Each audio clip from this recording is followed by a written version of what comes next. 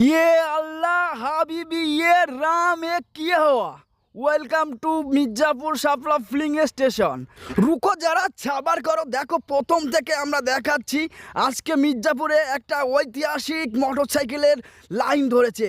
দেখেন 1 2 3 4 5 করে গুনলে শেষ হবে না, শয়ে শয়ে মোটরসাইকেল। মির্জাপুর বাজার থেকে ইসলামঘাটি মোড় পর্যন্ত একটানা লাইন পড়ে গেছে মোটরসাইকেলে।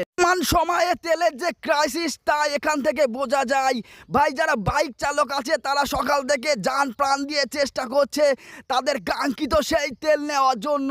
তেল দেবে 2টার সময়, আজ সকাল 6টা থেকে এখানে লাইন ধরেছে। থেকে তার নিজের গাড়িতে তেল নেওয়ার জন্য বিসিটা কান্দে নিয়ে সকালবেলা থেকে ওয়েট করে আছে কখন তারা সেই কাঙ্ক্ষিত তেল পাবে।